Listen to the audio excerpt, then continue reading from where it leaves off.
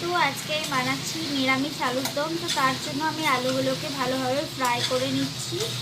ভালোভাবে ফ্রাই হয়ে গেলে এখানে আমি একটা পেস্ট বানিয়েছি টমেটো আর আদা দিয়ে, যেহেতু নিরামিষ। আর একটা গুঁড়ো মশলা রেসিপি মানে গুঁড়ো মশলা রেডি করবো। তো চলো সেটা দেখে নেওয়া যাক। তো এখানে আমি গুঁড়ো মশলাগুলো নিয়ে নিয়েছি। যেমন নিয়েছি হলুদ, ধনে গুঁড়ো, জিরে গুঁড়ো আর কাশ্মীরি লঙ্কা গুঁড়ো। তো এটা আমি ওখানে দিয়ে দেবো। তো এই যে এটা আমার আলুটা প্রায় ভাজা হয়ে গেছে একদম, দেখুন একদম প্রায় সেদ্ধ হয়ে গেছে। তো এর মধ্যে আমি টমেটোটা দিয়ে দেবো।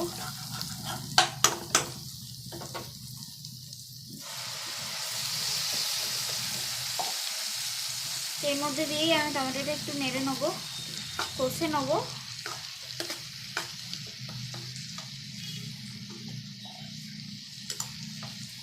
তো এখানে একটু কষে নিয়েছি, এবার এটাকে আমি মিক্স করে নেবো।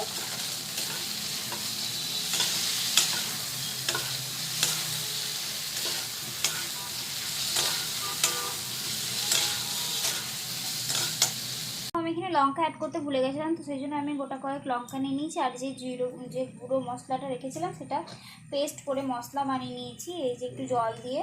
তো এটা এবার আমি এখানে দিয়ে দেবো।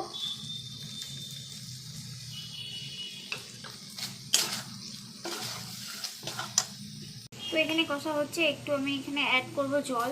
যে মশলার যে আর বাড়তি যে মশলাটা ছিল ডিশে লেগে, সেটা আমি এখানে অ্যাড করে দিলাম একটু জল দিয়ে। হলুদ লবণ পরিমাণ মতো দিয়ে দিচ্ছি। ঝালটা আপনাদের স্বাদ অনুসারে দেবেন। এখানে এতগুলো লঙ্কা না দিলেও চলবে যদি ঝাল না খেতে চান। তো এটা একটু দমে থাকলেই হয়ে যাবে আলুর দম। এর মধ্যে আমি আরও এক্সট্রা জল দেবো, যেটা টমেটো বাটা ছিল ওটার জলটা একটু এক্সট্রা দিয়ে দিলাম।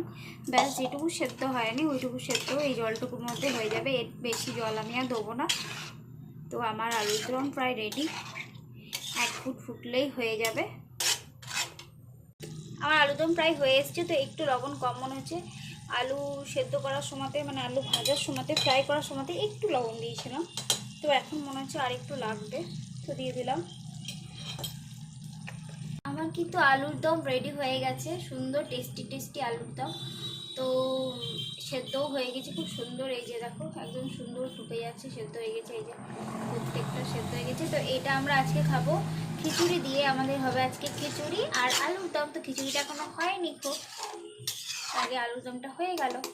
আর একটু জল মরে গেলে হয়ে যাবে। চলো টাটা, পরে আবার অন্য কোনো ভিডিও নিয়ে আসবো।